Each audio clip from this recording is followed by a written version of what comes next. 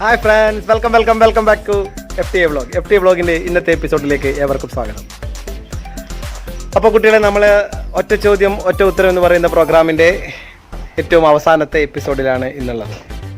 കഴിഞ്ഞ 2 ആഴ്ചയായി, ഏകദേശം 17 ദിവസങ്ങളിലായി ഈ എപ്പിസോഡുകൾ നിങ്ങളുടെ മുന്നിലേക്ക് വന്നുകൊണ്ടിരിക്കുകയാണ്.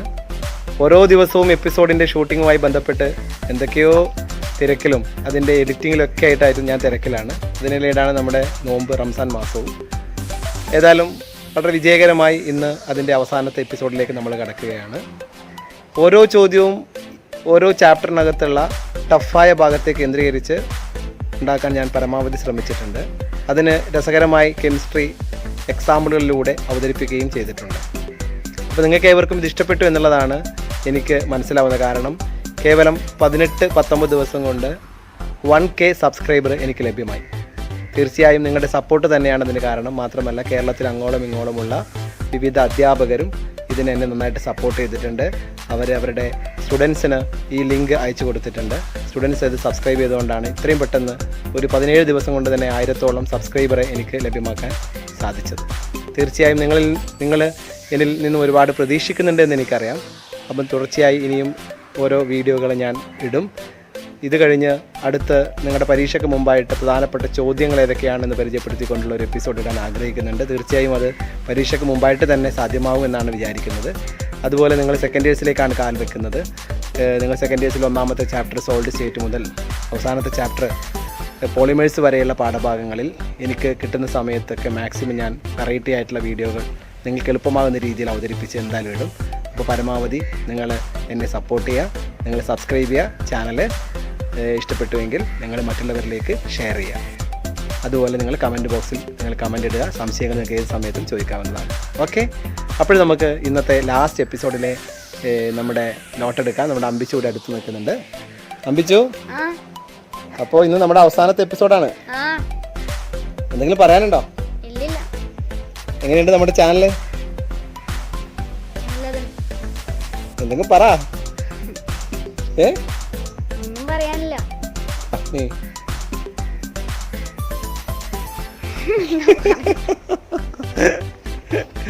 അവനൊന്നും പറയാനില്ല അത്ര. ഓക്കെ, അപ്പൊ അവന്റെ മാജിക്കൽ ഇങ്ങനെ നടക്കുന്നുണ്ട്. അവന്റെ മാജിക് ഓരോരുന്നായിട്ട് ഇങ്ങനെ ഗംഭീരമായിട്ട് ഇങ്ങനെ ഓരോ എപ്പിസോഡിലും ഇങ്ങനെ ഇടുന്നുണ്ട്.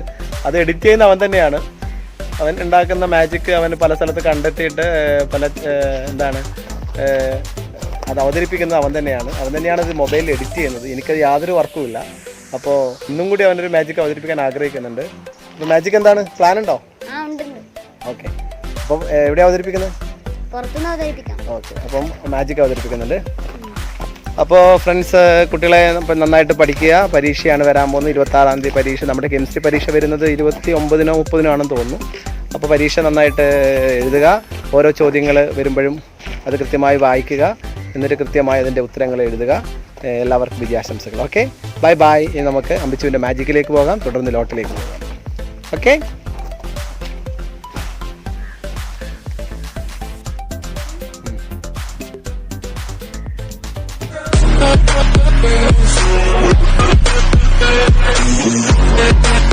ഓക്കെ ഫ്രണ്ട്സ്, അപ്പോൾ മാജിക് ഇഷ്ടപ്പെട്ടു അല്ലേ? ഓക്കെ ഓക്കെ ഓക്കെ, ഇനി നമുക്ക് ലോട്ടിലേക്ക് പോവാം അല്ലേ അമ്പിച്ചു?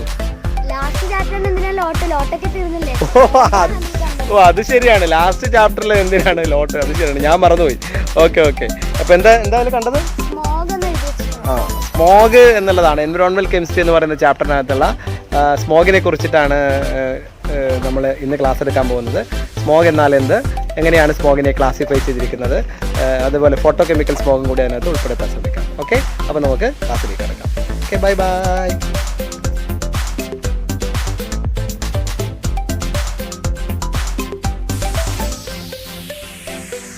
ഡിയർ ഫ്രണ്ട്സ്, അപ്പോൾ നമുക്ക് ഇന്ന് കിട്ടിയിരിക്കുന്ന ടോപ്പിക് സ്മോഗ് ആണ്. എൻവിറോൺമെന്റൽ കെമിസ്ട്രി എന്ന് പറയുന്ന ചാപ്റ്ററിനകത്തുള്ള ഒരു പോയിന്റ് ആണ് സ്മോഗ്.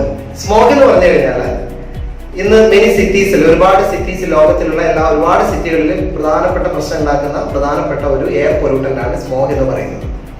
സ്മോഗ് എന്ന് പറഞ്ഞു കഴിഞ്ഞാൽ സ്മോക്കിന്റെയും ഫോഗിന്റെയും മിശ്രിതമാണ്. സ്മോക്ക് പ്ലസ് ഫോഗ് ആണ് സ്മോഗ്. ഇതിനകത്തുള്ള SM-ഉം ഇതിനകത്തുള്ള OG കൂടി ചേർന്നാൽ എന്ത് കിട്ടി? സ്മോഗ് കിട്ടി. ഈ സ്മോഗിനെ 2ആയിട്ട് ഡിവൈഡ് ചെയ്തിട്ടുണ്ട്. ഒന്ന് ക്ലാസിക്കൽ സ്മോഗ്, രണ്ട് ഫോട്ടോ കെമിക്കൽ സ്മോഗ്.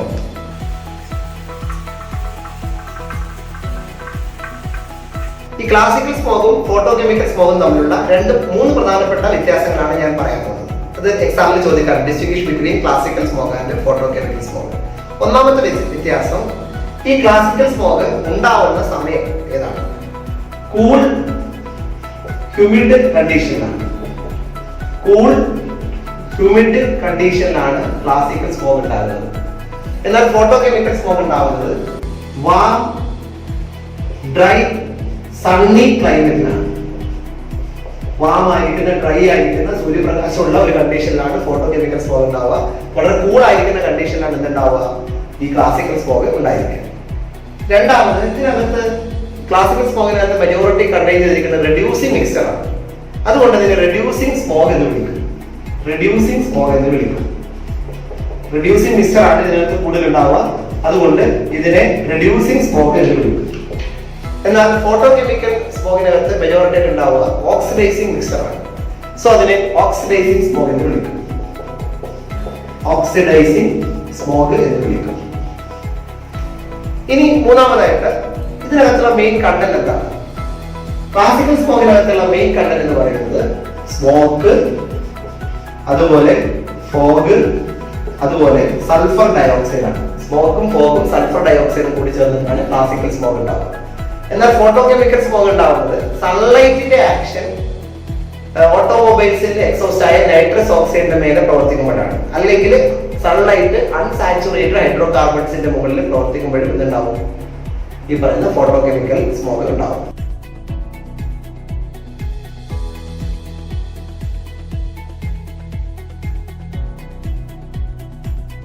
ഓട്ടോമൊബൈലിന് പുറത്തേക്ക് എമിറ്റ് ചെയ്യുന്ന നൈട്രസ് ഓക്സൈഡ്, അതുപോലെ അൺസാച്ചുറേറ്റഡ് ഹൈഡ്രോ കാർബൺസ് ഇതിന്റെ മുകളിലേക്ക് സൺലൈറ്റ് വന്നിരിക്കുമ്പോഴാണ് ഫോട്ടോ കെമിക്കൽ സ്മോഗ് ഉണ്ടാവുക. ഓക്കെ, അപ്പൊ രണ്ട് കാര്യങ്ങൾ നിങ്ങൾ പഠിച്ചു. ഒന്ന്, what is smog? It is a mixture of smoke and fog. രണ്ട്, how they are classified? They are classified into classical smog and photochemical smog. മൂന്ന്, distinguish between them. എങ്ങനെ distinguish ചെയ്യാം? Classical smog is produced from cool humid condition, whereas photochemical smog is produced from warm, dry, sunny climate. Classical smog is a reducing mixture, so it is called reducing smog. Photochemical smog is a oxidizing mixture, so it is called oxidizing smog. The main content of classical smog is smoke, fog and sulfur dioxide, whereas photochemical smog is obtained by the action of sunlight upon unsaturated hydrocarbon or nitrous oxide produced from factories and automobiles. Okay, ഇനി നമുക്ക് photochemical സ്മോഗിന്റെ ഫോർമേഷനിലേക്ക് പോകാം. Photochemical smog എന്താണെന്ന് ചോദിച്ചു കഴിഞ്ഞാൽ നമ്മൾ അതിനകത്തുള്ള പ്രധാനപ്പെട്ട components ഏതാണെന്ന് നമ്മൾ അറിഞ്ഞിരിക്കണം. ഇതിന്റെ പ്രധാനപ്പെട്ട 5 കമ്പോണൻസ് ആണ്. ഒന്ന്, ozone, 2 nitric oxide, 3 അക്രോളിൻ, 4 formaldehyde, 5 peroxy acetyl nitrate എന്ന് പറയുന്ന പാൻ. അപ്പം what are the major components of photochemical smog എന്ന് ചോദിച്ചു കഴിഞ്ഞാൽ ഈ 5 കാര്യങ്ങൾ അറിഞ്ഞിരിക്കണം. വൺ വേർഡ് ഒക്കെ ചോദിക്കാൻ സാധ്യതയുണ്ട്. അപ്പൊ അറിഞ്ഞിരിക്കണം. 1 ഓസോൺ, 2 NO, 3 അക്രോളിൻ, 4 ഫോർമാൽഡിഹൈഡ്, 5 PA. ഇനി നമ്മൾ എഴുതേണ്ടത് ഈ പറയുന്ന 5 സാധനങ്ങൾ എങ്ങനെയാണ് അറ്റ്മോസ്ഫിയറിൽ ഉണ്ടാവുക എന്നുള്ളതാണ്. അതാണല്ലോ ഫോർമേഷനെ കുറിച്ച് പറയുമ്പോൾ നമ്മൾ എഴുതേണ്ടത്. അപ്പൊ ഫോസിൽ ഫ്യൂൽസിന്റെ ബേണിങ്ങിന്റെ ഫലമായിട്ട് ട്രോപ്പോസ്ഫിയറിലേക്ക് 2 സാധനങ്ങൾ കടന്നു വരും. ഒന്ന് hydro carbon, 2 nitric oxide. Unburned fuel ആണ് ഹൈഡ്രോ കാർബൺ. എന്താ ഒന്നാമത്തെ പോയിന്റ്? ഫോസിൽ ഫ്യൂൽസ് ബേൺ ചെയ്യുമ്പോൾ ട്രോപ്പോസ്ഫിയറിലേക്ക് 2 സാധനങ്ങൾ കടന്നു വരും. ഒന്ന് unburned hydro carbon, 2 NO nitric oxide. ഇനി ഈ NOയുടെയും ഹൈഡ്രോ കാർബണിന്റെയും കോൺസെൻട്രേഷൻ ഒരു ലെവൽ കഴിഞ്ഞ് അങ്ങോട്ട് കൂടുമ്പോൾ അവിടെ ചെയിൻ റിയാക്ഷൻ നടക്കും ഇൻ പ്രസൻസ് ഓഫ് സൺലൈറ്റ്. സൺലൈറ്റിന്റെ സാന്നിധ്യത്തിൽ ഒരു ചെയിൻ റിയാക്ഷൻ അവിടെ നടക്കും. അപ്പൊ ചെയിൻ റിയാക്ഷന്റെ ഫലമായിട്ടാണ് ഘട്ടം ഘട്ടമായിട്ട് ഓസോണും അതുപോലെ അക്രോളിനും അതുപോലെ ഫോർമാൽഡിഹൈഡും ആനൊക്കെ ഉണ്ടാവും. അതാണ് ഈ കെമിക്കൽ റിയാക്ഷൻ. അപ്പം ഹൈഡ്രോ കാർബണിന്റെയും NOയുടെയും കോൺസെൻട്രേഷൻ ഒരു പർട്ടിക്കുലർ ലെവൽ എക്സീഡ് ചെയ്യുമ്പോൾ chain reaction starts in presence of sunlight. അപ്പോൾ ആദ്യം NO എന്ന് പറയുന്നത് NO2 ആയിട്ട് മാറും, കൂടുതൽ ഓക്സിജനുമായിട്ട് റിയാക്ട് ചെയ്തിട്ട്. ആ NO2 ഉടനെ ഡീകമ്പോസ് ചെയ്തിട്ട് NOയും ഓയുമായി മാറും. ഉടനെ ഡീകമ്പോസ് ചെയ്തിട്ട് NOയും ഓക്സിജൻ ആയിട്ട് മാറും. ഈ ഓക്സിജൻ ഹൈലി റിയാക്റ്റീവ് ആണ്. ഉടനെ അറ്റ്മോസ്ഫിയറിലുള്ള O2 കൂടി ചേർന്ന് ഓസോൺ ആയിട്ട് മാറും. അപ്പൊ നമുക്ക് ആദ്യത്തെ എന്ത് കിട്ടി? ഫോട്ടോ കെമിക്കൽ സ്മോഗ് കിട്ടി. ഒന്നുകൂടി, ഈ NO എന്ന് പറയുന്ന സാധനം ഓക്സിജനുമായി കൂടി ചേർന്ന് NO2 ആയിട്ട് മാറും. ആ NO2 ഉടനെ ഡീകമ്പോസ് ചെയ്തിട്ട് NOയും ഓയുമായിട്ട് മാറും. ആ O ഹൈലി റിയാക്റ്റീവ് ആണ്. അതുകൊണ്ട് ഉടനെ അറ്റ്മോസ്ഫിയറിലെ ഓക്സിജനുമായി കൂടി ചേർന്ന് ഓസോൺ ആയിട്ട് മാറും. നമുക്ക് ഫസ്റ്റ് ഫോട്ടോ കെമിക്കൽ സ്മോഗ് കിട്ടി. ആ ഓസോൺ NOയുമായിട്ട് രണ്ടാമത്തെ ഫോട്ടോ കെമിക്കൽ സ്മോഗ് ആയ NO ഇവിടെ ഉണ്ടാകുന്നുണ്ട്. ഈ സ്റ്റേജിൽ ഉണ്ടാകുന്ന ഈ ഓസോൺ ഈ സ്റ്റേജിൽ ഉണ്ടാകുന്ന NO എന്ന് പറയുന്ന രണ്ടാമത്തെ ഫോട്ടോ കെമിക്കൽ സ്മോഗ് മായിട്ട് പ്രവർത്തിച്ച് NO2 O2 ഉണ്ടാകും. ഈ NO2 എന്ന് പറയുന്ന ഒരു ബ്രൗൺ ഗ്യാസ് ആണ്, നൈട്രജൻ ഡയോക്സൈഡ്. അതിന്റെ ഹൈ ലെവൽ കോൺസെൻട്രേഷൻ ഹെയ്സ് എന്ന് പറയുന്ന ഒരു ഫിനോമിന ഉണ്ടാകും, ഹെയ്സ്. ഇനി ഈ NO2ഉം ഇവിടെ ഉണ്ടായ O3യും അടുത്ത സ്റ്റേജില് അൺബേൺഡ് ഹൈഡ്രോ കാർബണുമായിട്ട് പ്രവർത്തിച്ചിട്ട് എന്തുണ്ടാക്കും? ഫോർമാൽഡിഹൈഡ്, അക്രോളിൻ, പാൻ തുടങ്ങിയ സാധനങ്ങൾ ഉണ്ടാക്കും. നിങ്ങൾ ജസ്റ്റ് ആ ഒരു കാര്യം മാത്രം അവിടെ എഴുതിയാൽ മതി. മനസ്സിലായോ?